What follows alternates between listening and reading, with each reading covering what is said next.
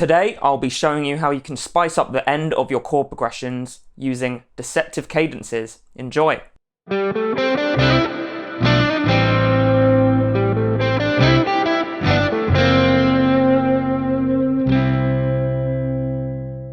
Hey, I'm Dave, and my channel's all about making awesome neo-soul and R&B sounds on your guitar. So if that sounds like your thing, then make sure you hit the subscribe button and click that notification bell so that you're notified every single time I release a new video. So in today's video, we're talking about Deceptive Cadences. They're a great tool for spicing up your chord progressions right at the end. So let's jump into the phrase itself, explain what the phrase is, then have a listen to a few examples. Let's talk about cadences. What are cadences? A cadence is basically a set of chords that we use to end our chord progression. So the most commonly used cadence is probably the 5-to-1. So if we're in the key of C, chord 5 is G, and then we'd resolve to chord 1. Like that. That's called a perfect cadence. And we'll be experimenting with this today. What does the deceptive part mean? Well, what we're going to do is we're going to play a chord progression, head to that G7, and the listener's going to be expecting us to land on C. But we're going to play any chord that's not C and deceive the listener. This is going to make the chord progression more interesting to listen to, more exciting, and I like to say it's the musical equivalent of a plot twist. So let's take a listen to some Deceptive Cadences in action. We'll start really simple and then we'll build it up a little bit and get a bit spicier as we go on. Let's take a very basic chord progression in the key of C. Let's take a 1-4-5. So we're playing C, F, G. G, we want to resolve to C. Okay? But what if we resolve on any other chord that's not C? So maybe we could resolve to A minor, for example.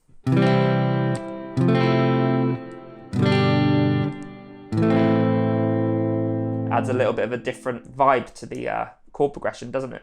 What about if we were to maybe move to another chord in the key, for example, D minor?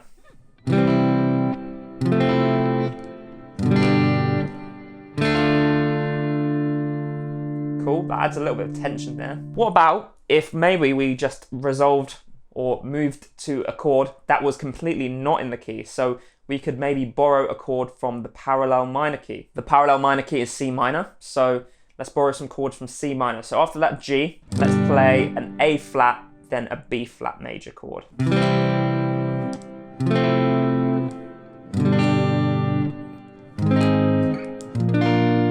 Then we can resolve on our C.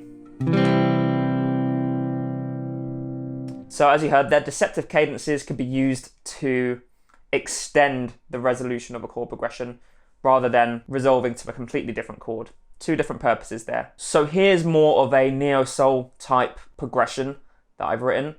Take a listen to it and then I'll explain what I did with the deceptive cadences afterwards.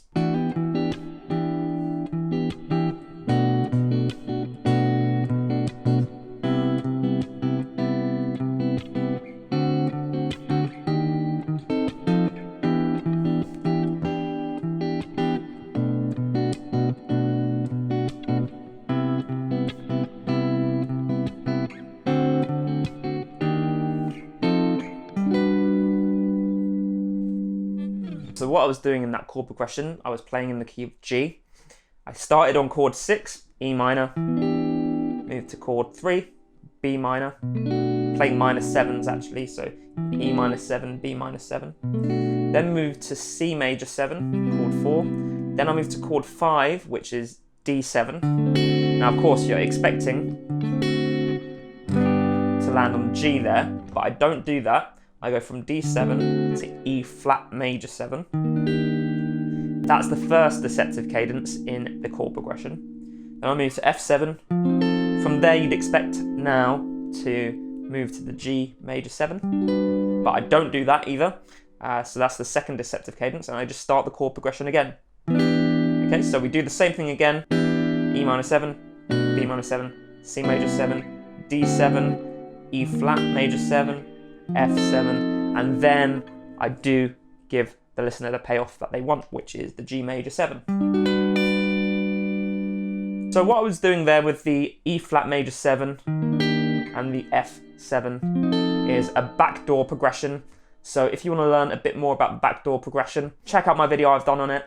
I'll leave a link in the description as well so that you can go and check it out afterwards. Those are some simple examples of deceptive cadences. Now we can step it up a little bit, so we can bring melody into our deceptive cadences. So here's a melody that I've written in the key of C major.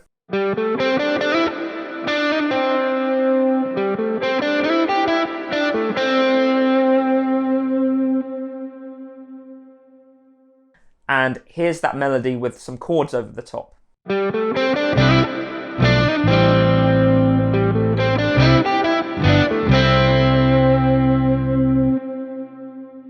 So the chords I'm playing there are C, B minor 7 flat 5, A minor 7, then I'm playing C again, then I'm playing G7, and this is our cadence, G7 to C again, alright? Now in the melody, we're finishing on a C. Okay, so the C chord works perfectly, but there are quite a few other chords that contain the note C. So for example, if we use C as the third in our chord instead of the root note, now we could play A minor, or we could play A flat major. So I've played A flat major at the end of the chord progression in the example that you're just about to hear now. So take a listen.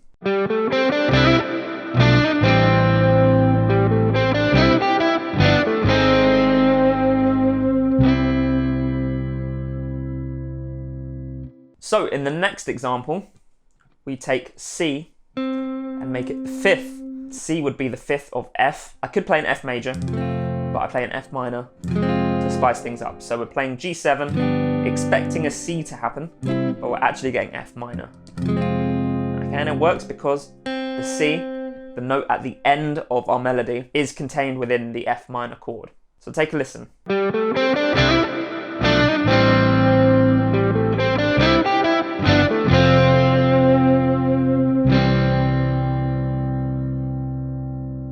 Now we can also make the C the seventh in a chord. So I decided to choose D flat major 7. Okay, so we're resolving to D flat major 7. And notice I'm playing a C afterwards to release the tension of that deceptive cadence. So we can't just stay there, or we could if we wanted to, but I think it sounds better to land on the C.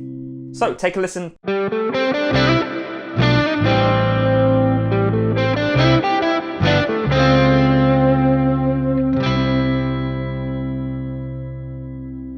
Now finally, I decided to spice things up even more and make the C the sharp 11 of the final chord. C would be the sharp 11 of G flat, and I'm playing a G flat major 7 sharp 11 chord here.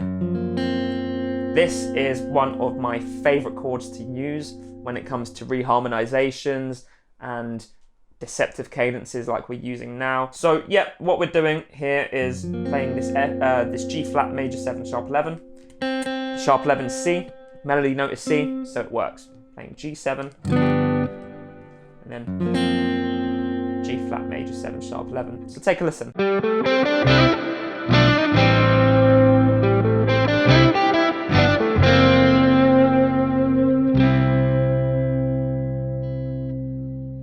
Now you can do this with any melody note. So if the melody finished on, for example, G, we could finish on any chord that has a G in it. So we could use E flat major, and just going off the top of my head, we could use A flat major. We could use, this is hard to think about on the spot, we could use a D flat major 7 sharp 11. There we go. Lots of chords available to us there. It works with any melody note and sounds really, really cool. If you just play that chord, and then you could hold that chord at the end of the chord progression, or you could resolve back to the home of the key. So that's deceptive cadences. I hope you learned a lot. What I'm going to start doing in videos now is adding action steps at the end of each video. These are going to help you internalize the lessons and get you used to the techniques so that you can use them whenever you need to. So the action step for this video is to make 3 chord progressions with deceptive cadences. The first one is going to be a chord progression where the deceptive cadence is going to resolve to a diatonic chord, so a chord within your key. The second chord progression is going to be a chord progression where you resolve from the 5 chord in your key to a chord that's completely outside of the key. And then the third chord progression is going to be using a melody on top and resolving to a chord that contains that final melody note within it. Let me know how you get on with that action step. And if you enjoyed this video, please click like. Let me know what you thought in the comments, and subscribe to my channel if you haven't done so. And if you want more of this neo-soul, R&B kind of music theory lessons, then make sure you check this video out here, and I'll see you there. Have a good one.